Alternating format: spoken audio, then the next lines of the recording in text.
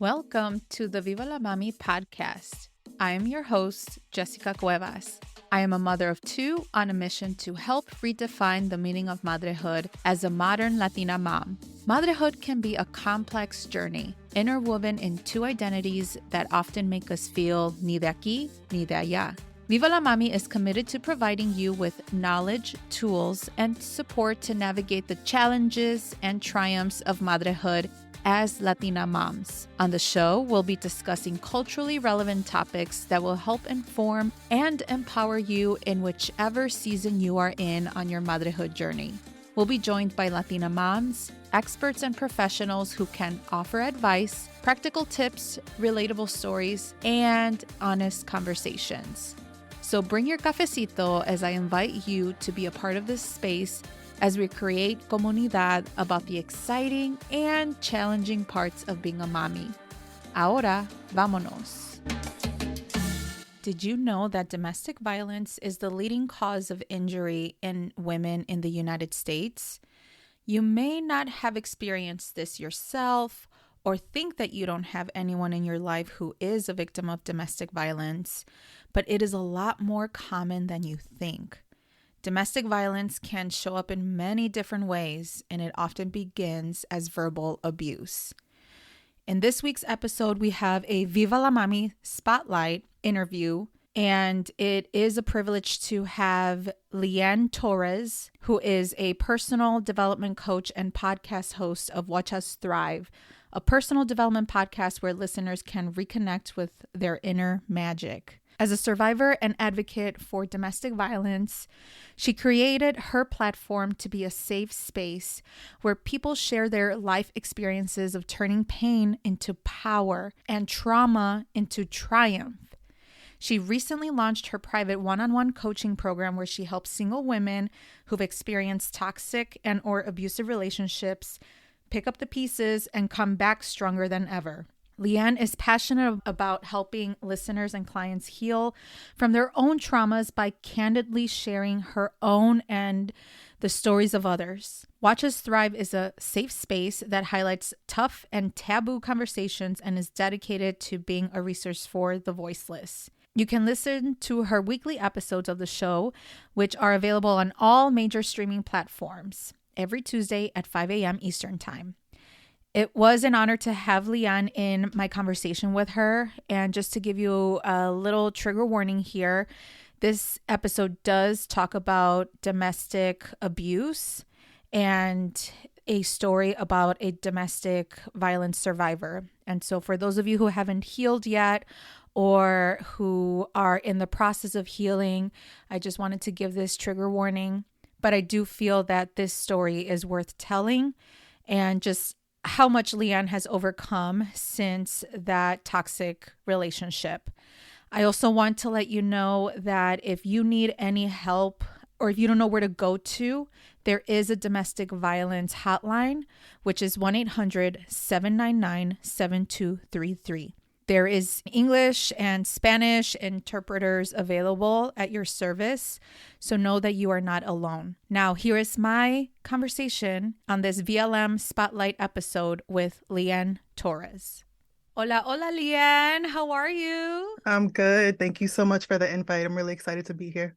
I am so thrilled for you to be here as well. The fact that you are here, I am very honored because I felt the need to reach out to you as it relates to your story, how you have overcome a toxic relationship, and really how you are creating a platform for women, right, to heal and to really know their worth. And you just speak so many like honest conversations through your platform that I'm like, oh my gosh, I need to like interview this mujer because you do so much. And I really appreciate you being here. So before we delve in further into the conversation, I'd like to know a little bit more about yourself. So if you can tell our listeners a little bit more about yourself and what you currently do. Yes. Well, thank you so much for having me. I'm super excited and honored to be here. Hi, everyone who's meeting me for the first time. My name is Lianne. I am a personal development coach and the creator and host of the Watch Us Thrive podcast. It's a personal development podcast that was birthed from probably the scariest thing that I've ever gone through. And I'm sure we're going to get into it as this conversation evolves. But my brand, my business, my podcast, my whole purpose in life is to talk about the shit that we've gone through, the real traumatic life experiences that we've gone through, and just to create a safe space for us to turn our pain into our purpose. And what I mean by that is I'm a domestic violence survivor and advocate.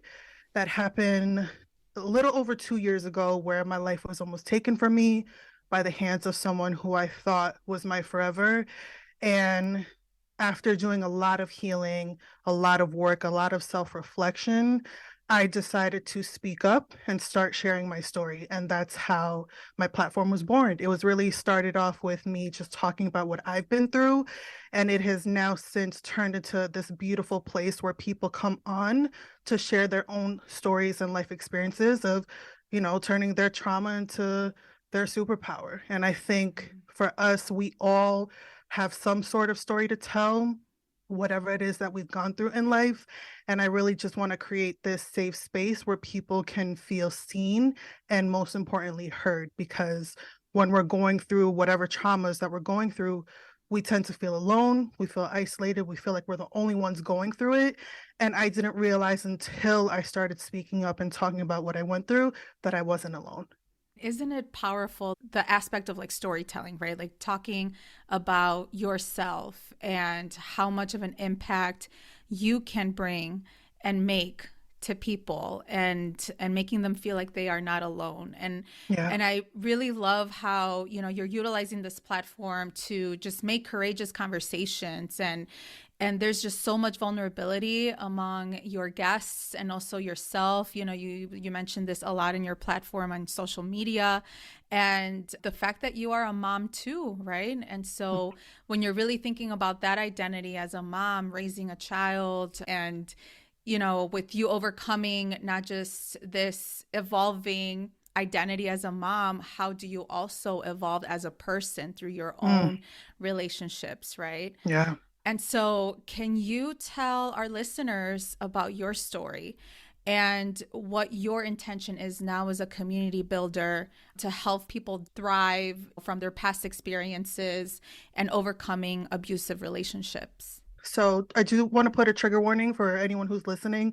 I'm not going to get too deep into the details because I do have an episode on my podcast dedicated to that. Who anyone wants to hear it, it's episode 10. But yeah, like I said, I was in an abusive relationship with someone. It was during the pandemic. April of 2020 is when I met him. And at first it was, rainbows and butterflies. It's always great in the beginning, right? And I thought, after having a strew of just really fucked up relationships back to back, I didn't really heal from the pain that comes from the ending of a relationship. And I would just use other people to mask that pain. And I think a lot of us, especially as women, tend to do that, men too. But, I'm just going to speak for myself and my own experience. I had such a huge fear of being alone. I had really no relationship with myself. I didn't know who I was outside of having someone there with me. And I really truly think now, being on the other side of that, that it was because of that lack I had within me is how I attracted this person. So it was great in the beginning, and then it wasn't. The relationship evolved very, very quickly. I'll never forget, I met him April 28th, 2020. The very next day we had sex. 5 days later, he told me he was falling in love with me. 2 weeks after that, he asked me to be his girlfriend. And 2 weeks after that, he moved in. So that just gives like a little synopsis of what the relationship was like. It was really, really, just super, super quick. And again, it was during the pandemic that we were locked down. We could only be around each other. And then being around each other 24/7, he couldn't really hold on to that mask that I think he wore in the beginning of the relationship. And slowly, like, it just started to fade away. And it started off with emotional abuse and verbal abuse. And that's technically what happens a lot in these types of relationship. It doesn't automatically go from like, you're in love with this person one day and then the next day he hits you, And I really want to put that out there because when people are survivors of domestic violence, especially if you've not dealt with it, you don't really think that an abusive relationship equates to emotional abuse. A lot of people just think it's a black eye, it's a broken rib, it's a bloody nose, something like that. But there's a lot of like mental mind fucking that happens before Mm, it gets to that point. So I want to say maybe it was towards the end of the relationship. He had a drug problem that I did not know about. He was starting to abuse alcohol, which played a huge role in when the abuse started to get physical. And it got to the point that on the night of March 12th, 2021, my life was almost taken from me to the point that I had to physically escape out of my apartment, or else I wouldn't be sitting here today sharing this story. And again, I go into full detail about what happened on my episode if you guys want to check it out. But it was in that moment, not exactly in that moment, but now looking back, I feel like my purpose was born mm, from the darkest moment of my life. And some people may hear that and be like, what the fuck is she talking about? How? When your life was almost taken from you. mm, And for me, I feel like it was a rebirth of who Lianne was. Because the girl, if you were to ask me this, 2 years ago, I would be a completely different person. It would be a completely different conversation. But mm, I feel like through that trauma, through that struggle, through that life-changing experience, I was reborn into this beautiful person that I am today. And now looking back at what I went through, no, I'm not grateful of what I experienced, but at the same time, I'm thankful to have gone through it and survived because I've learned so much about myself since then. I really started to focus on who getting to know who Lianne is by herself on like a very deep and personal and intimate level, and not having someone be there to distract me, which is what I did for so long, right? So I'm grateful for it. I'm grateful for what I went through. There was legal action that happened. He is mm. currently in prison for what he did to me.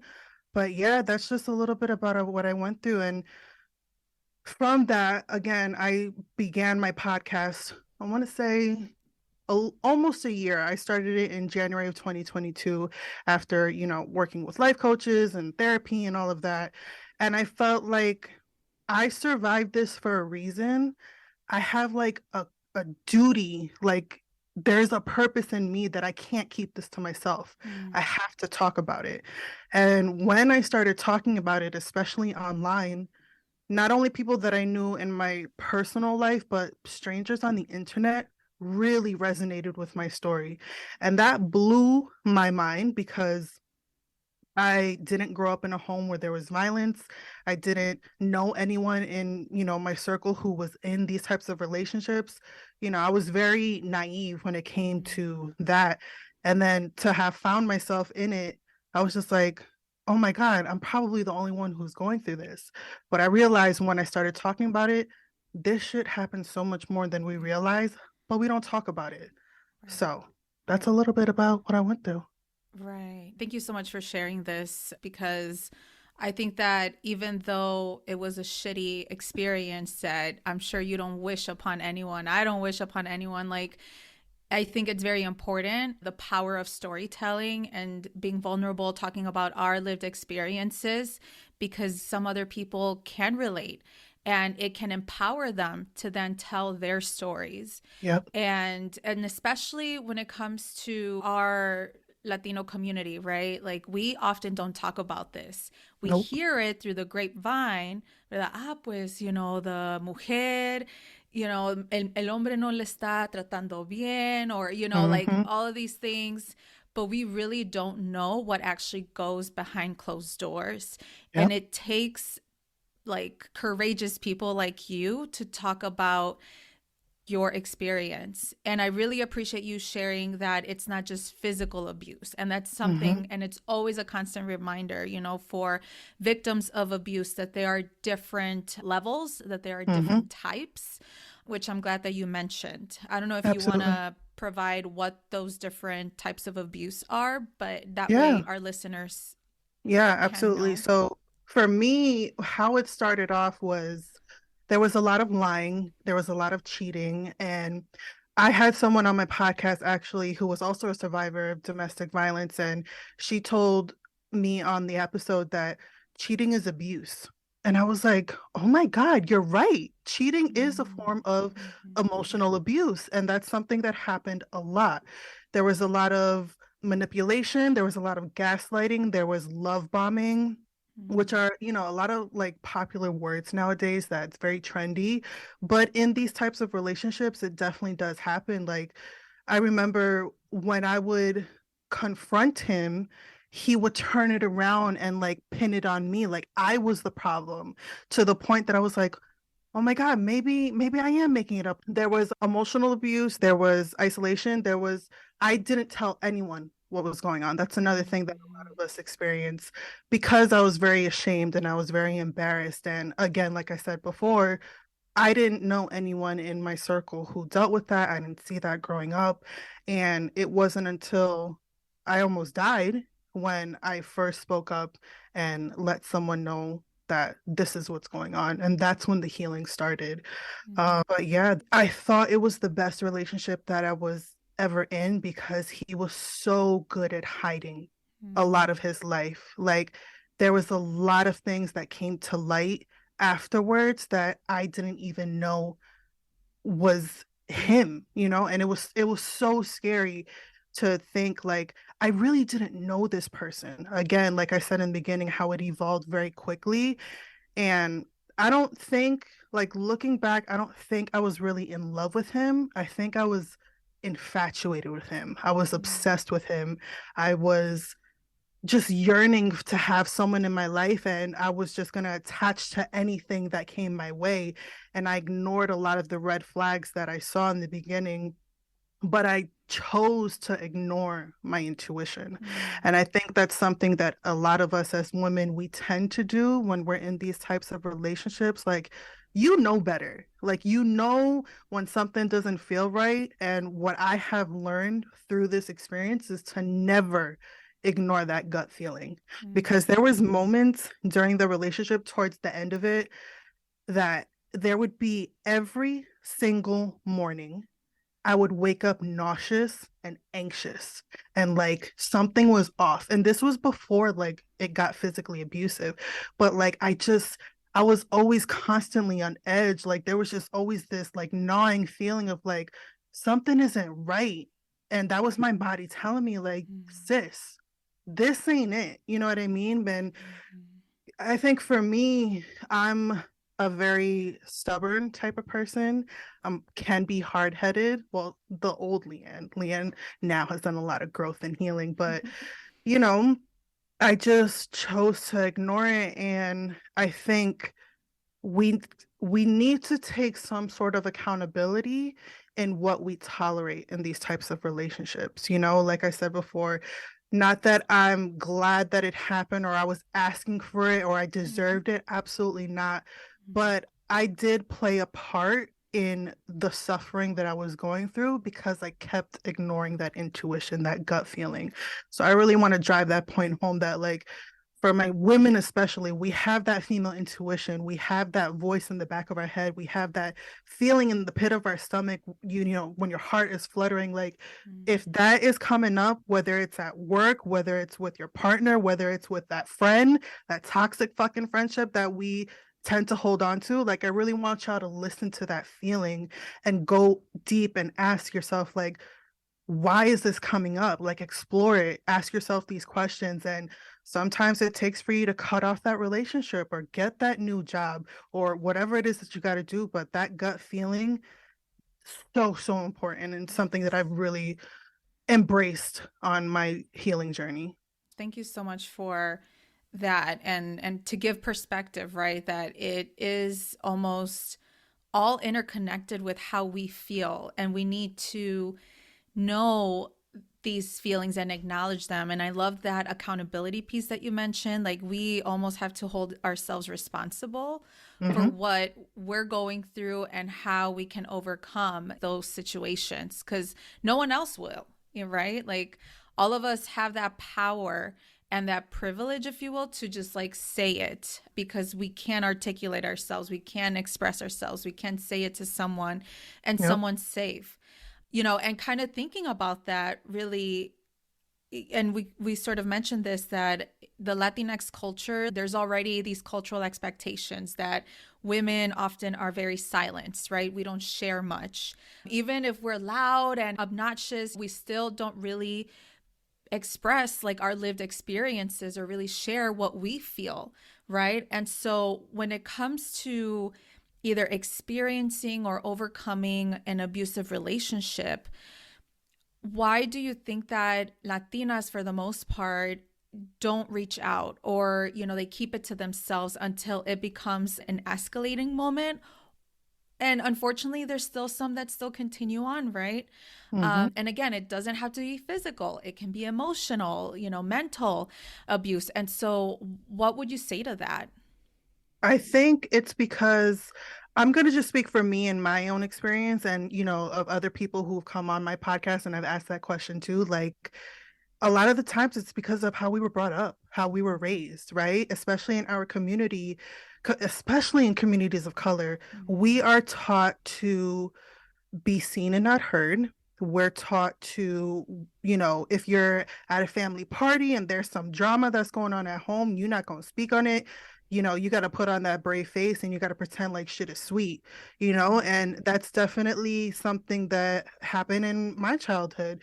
I was definitely the type who was scared to speak up and say something because I didn't want to get in trouble, especially like, going to school and failing a test or something. Like, I was just raised with that mentality of like, if you say something, you're going to get in trouble. Mm-hmm. And I didn't want to get in trouble. I didn't want to get beat with the belt. I didn't want to, all of these things. There's just this fear that's instilled in us. And that definitely carries into our adult relationships, right? So, and another question that a lot of people ask is like, well, why did you stay? Like, why couldn't you just leave? And when it comes to these types of relationships, one, what we need to do is switch the narrative to not put the blame on the victim, but ask the perpetrator, why do you think this is okay? Like, you're going to the wrong person. You're, taking the blame off of him or her, because women can be abusive too, Mm-hmm. and putting it on the victim. For me, before I even share for me, there's a statistic that I came across after doing like a whole bunch of research around domestic violence. And the average number of times it takes for a victim or a survivor to leave an abusive relationship is 7. So it can be more, it can be less than that, but the average number is 7 times. For me, my number was 3. There was 3 instances that it got physically abusive, and every single time it got worse. So again, that fear. And my ex-boyfriend, like, he was a very scary person when he got mad. And when he was under the influence, it was like Dr. Jekyll and Mr. Hyde. Like, it was a complete, I didn't know who the fuck this person was. So, and when I was going to say women, but when survivors, because again, it could be men and women, leave an abusive relationship, the most dangerous time is that time when they are out of the relationship, because that's when the stalking happens. That's when the abuse can really, get to the next level. If you have kids or if you're married, that's a whole nother thing. There's financial abuse too. Like, it's so multi-layered, and it's not just as simple as like, we'll just get up and leave. You know what I mean? And I'm thankful that I had such a great support system. Shout out to my sister Janice. She booked my flight home that night. She was like, "You're getting the fuck out of here and you're never coming back." If it wasn't for her, I don't know where the fuck I would be. My family, like, they took me in. This is my family home. I've been here ever since.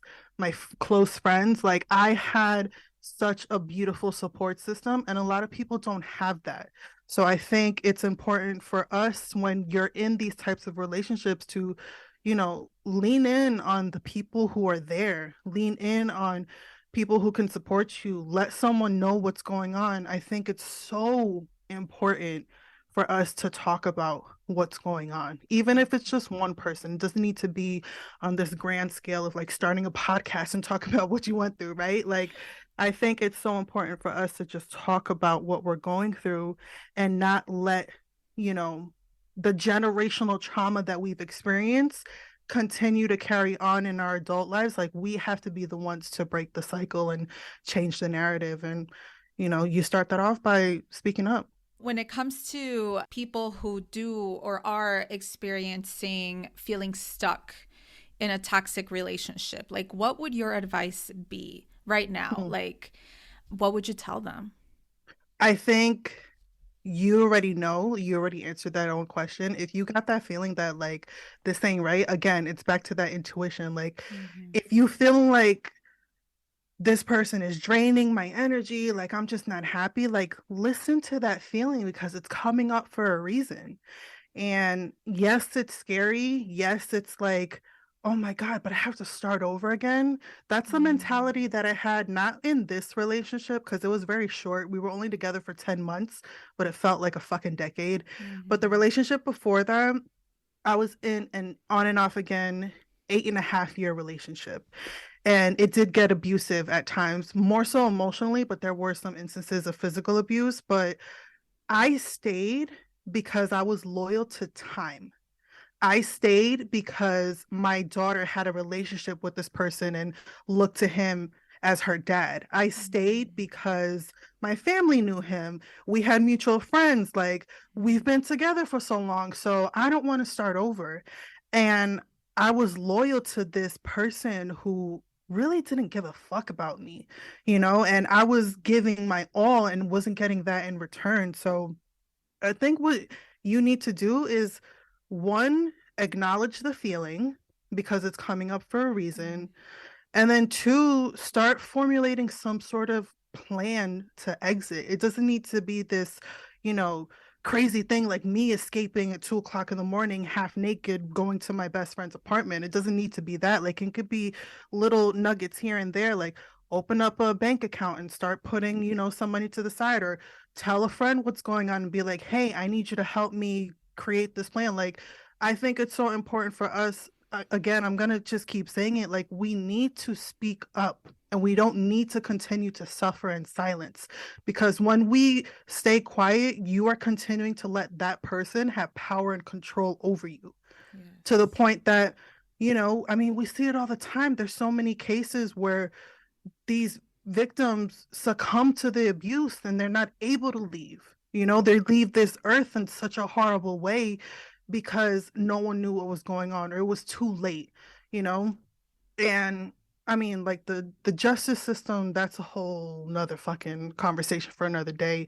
Luckily for me, like I said, I did get, legal action and there was some sort of justice, not as much as I wanted because there was a whole bunch of bullshit that happened in between. But, you know, lean onto those resources, the National Mm-hmm. Domestic Violence Hotline. There's so many like local shelters. There's so much more out there than compared to what our parents had growing up.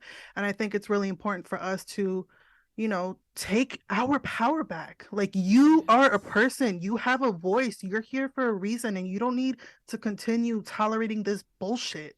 Right. Like stop letting somebody's dusty ass son stress you out. Like, no, Mm-hmm. fuck that. Like, Mm-hmm. you are a whole woman on your own. And this is really me Mm-hmm. talking to me. So I hope no one gets offended by what I'm saying. But like, No. yo, you gotta start loving on you, sis. You gotta start worrying Mm-hmm. about you. You gotta start putting yourself first, and by any means necessary. Yes, yes. I totally agree with you. And I think it serves as a reminder that even though at the time you feel like it's the end of the world, right? Mm-hmm. That there's not going to be enough fish in the sea or whatever. And that often happens, like how you said, like with attachment, right?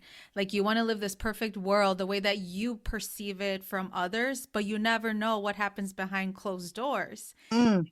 I've never experienced seeing my parents, go through an abusive relationship or anything, but you never know, right? Mm-hmm. And that oftentimes happens with different levels of influence, like social Mm. media, right? Like you see these like perfect, picturesque, like images of like couples.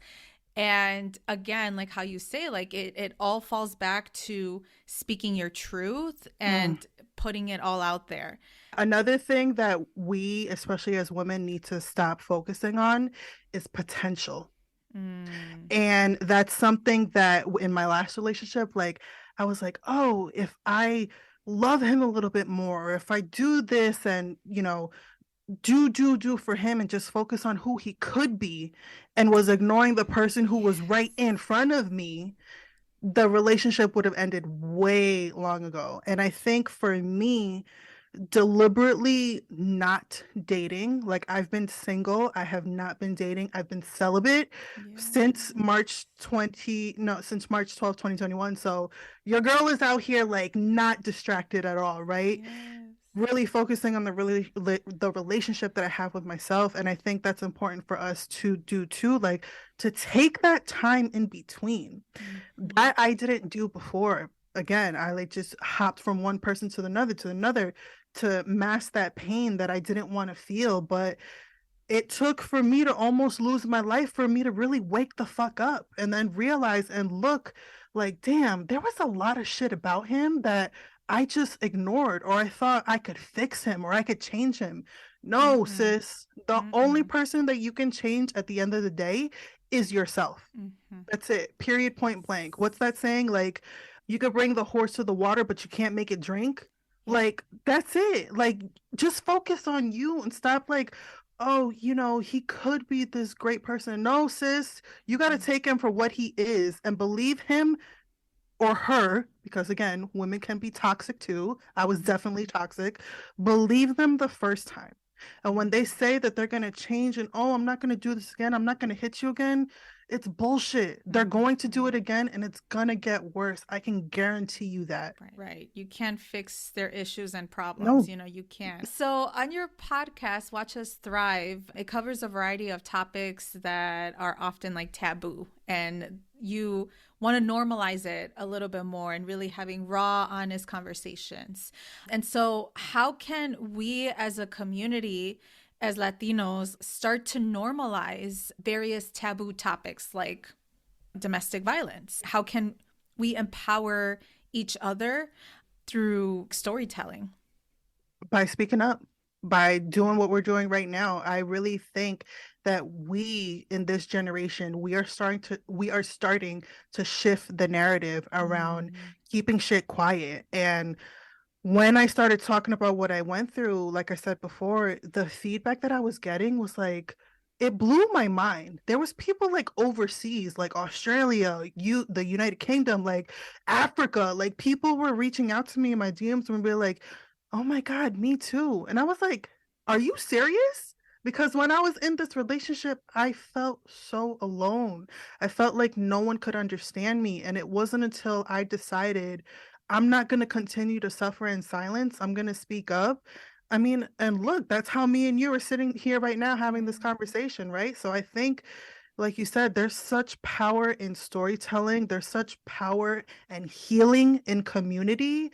I did not Mm, realize how beneficial it was going to be for me to get out there and meet people who understood what I was trying to, portray, understood what I was going through. Like, y'all, your people, your tribe are out there. And, mhm, I'm not for everyone and I don't want to be, but I really feel like with my transparency, with my storytelling, with the people that I bring on my podcast, like, I'm finding the right people, and it's not only healing for them, it is so healing for me. And I think we got to just continue normalizing this shit. It's not normal to be suffering in silence. It's not normal to be in an mhm, abusive relationship. It's not normal to get cheated on. It's not normal to, hate your job every fucking day and get bullied at work. Like, this shit is not normal.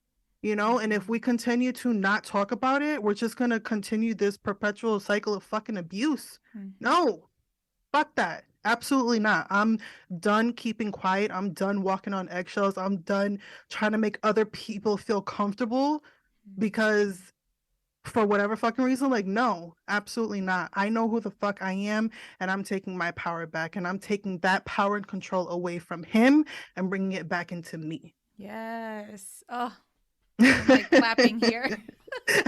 I don't know if you can hear it, but yes, I love Yes. it. I love it. And oh my gosh, you're so empowering. And Thank you. yeah, I love it. You said that you have a daughter. How old is she? She's gonna be 14 in July. 14. Oh Yes, it's a my very challenging age. gosh. Woo. When I Yes. first listened to your podcast, I think she was like going through not puberty, but you were having like the talk with her. I Hmm. think you had one of your guests who I interviewed too, Sex and Spanglish. Oh, I love her. Shout out to Anna. Yes, Hmm. yes. And so it was interesting just kind of you sharing that perspective, right? Hmm. Of raising a teenager or a preteen at that time. So you are a mom of a teenage woman, ¿verdad? And Yes. so how as moms, right? How can we set a good example to our children to Mm. ensure we are healed from Mm. our past traumas? Ooh, that is a good question. I am not the perfect parent. Nobody is. And I'm very, very grateful that my daughter was not around when the abuse was happening. I was living in Florida and she was back here in New Jersey because she was still going to school out here. But she did experience a lot of trauma when I came back because she thought I was not going to be here. Like she told me, Mom, I was scared that you were going to die. And Mm, we had so many really raw and intimate conversations around what I experienced around her feelings. We've done a lot of healing in our relationship when I came back home. And I think it's important, again, I'm only going to speak for me, but my transparency is what's empowering her to build that confidence within herself. Like I tell her everything. There's nothing that she does not know. There's nothing that we do not talk about. And that is the complete opposite of what I had growing up. I never had the mm, sex talk with my parents.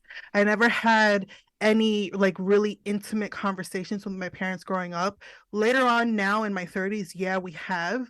But I knew for me, I did not want to repeat that cycle because, again, like I said before, I had a lot of fear as a kid. I had a lot of like, I don't want to speak up because I don't want to get in trouble. And I'm trying to teach my daughter by sharing what I've been through, and hopefully she can learn from my mistakes. But I can't also like shelter her because then she's going to rebel, yeah. which is what I did. I was very sheltered growing up and I rebelled. That's how I ended up getting pregnant at a young age. Mm, But I'm just really, really, really passionate about having a very open dialogue with her. And I think that's really important for us, especially as a single mom. Like I'm a single mom. Her father is not in her life. He walked out when she was 2 years old. So it's really just been me and her and my mm, parents and my sister until she moved out. But, I just think it's really important for us to normalize, again, having these conversations, having this open dialogue. My daughter tells me all the time, like, Mom, you are my best friend.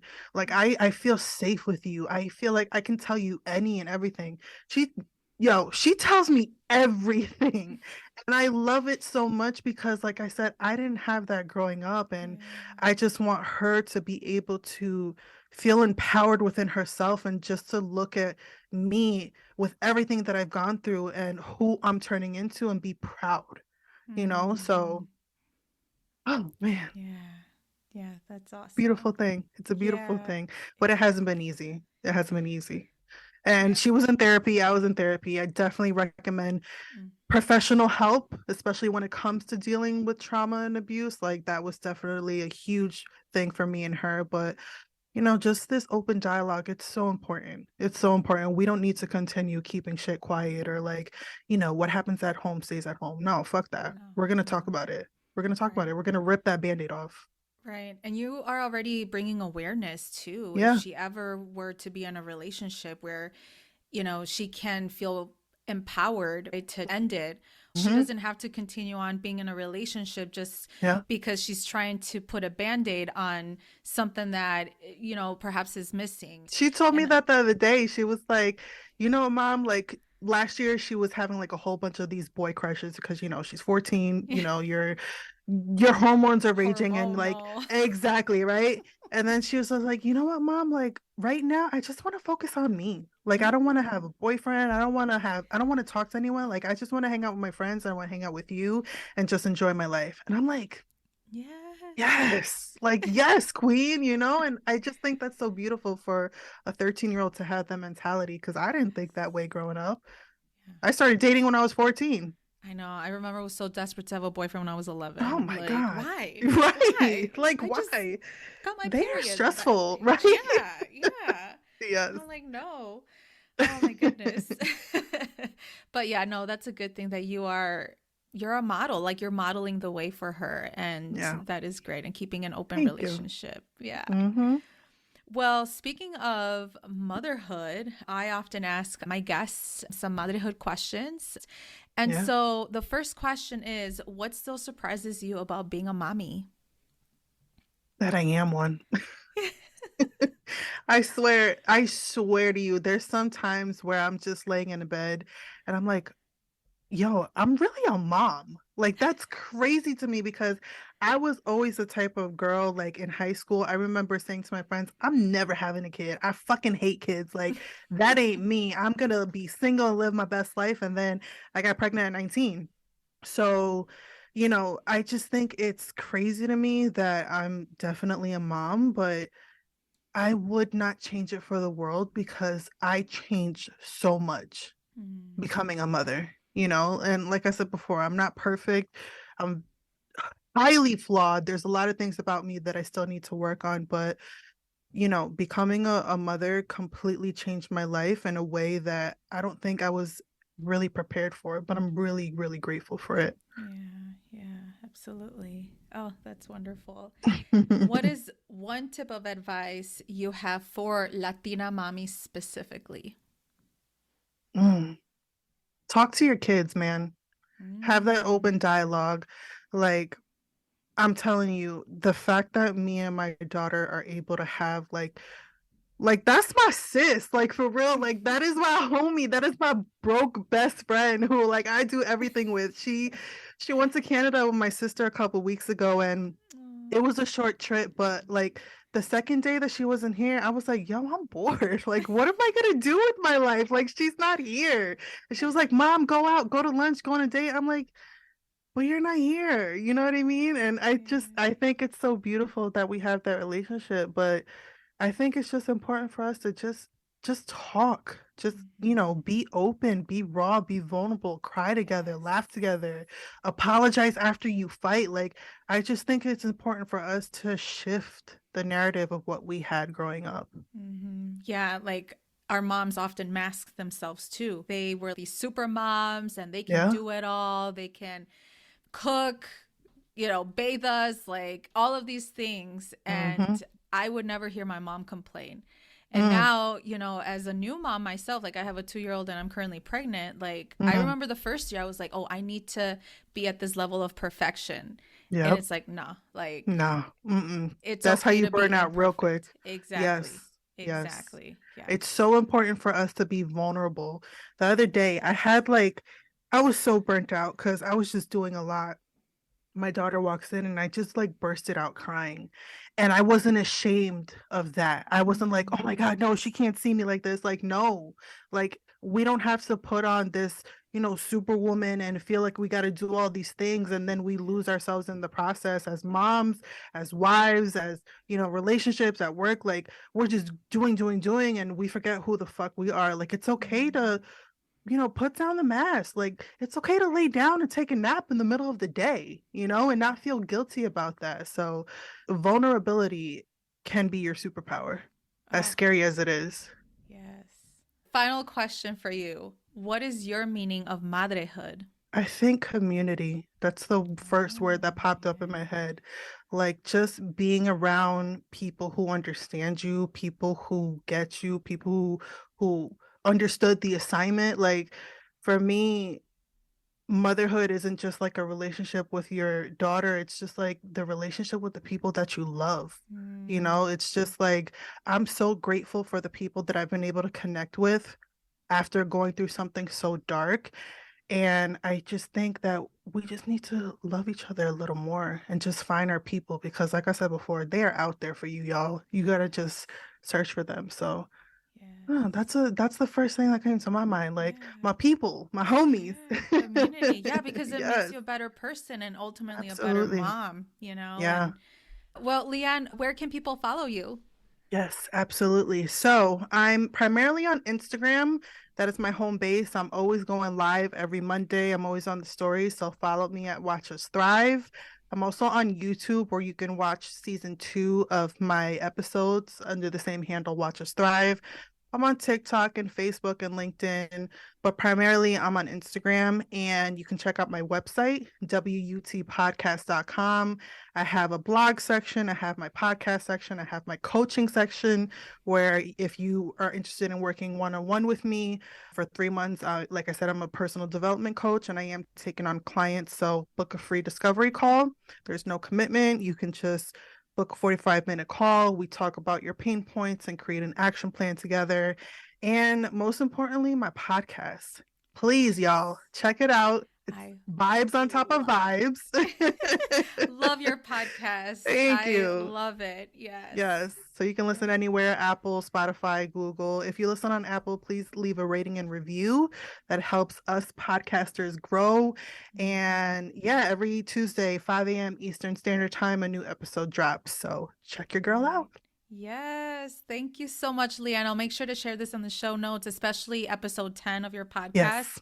which you will delve a little bit deeper on your past experience. But thank you so much for your vulnerability, you sharing your story, and just like hopefully someone can take this as a sign to move forward, to Yes. leave that shitty relationship that they do not deserve. It is okay, and they are not alone. So thank you. Thank you. Preach. Thank you for being here. Thank you. Mujer, thank you so much for taking the time out of your busy schedule to listen to the Viva la Mami podcast. If you enjoyed today's episode, will you do me a favor and follow the podcast and leave a rating and review? Hitting that follow button and reviewing my show will allow other mommies like you find this podcast. Your review will also tell me if you enjoy the show, so I would truly appreciate your thoughts. Don't forget, please share this podcast con tus amigas. Also, make sure to follow me at Viva la Mami on Instagram or visit vivalamami.com. Please note the information shared in this podcast is for educational purposes only and should not be taken as professional advice. Okay, mujer, thank you for joining y nos vemos in the next episode.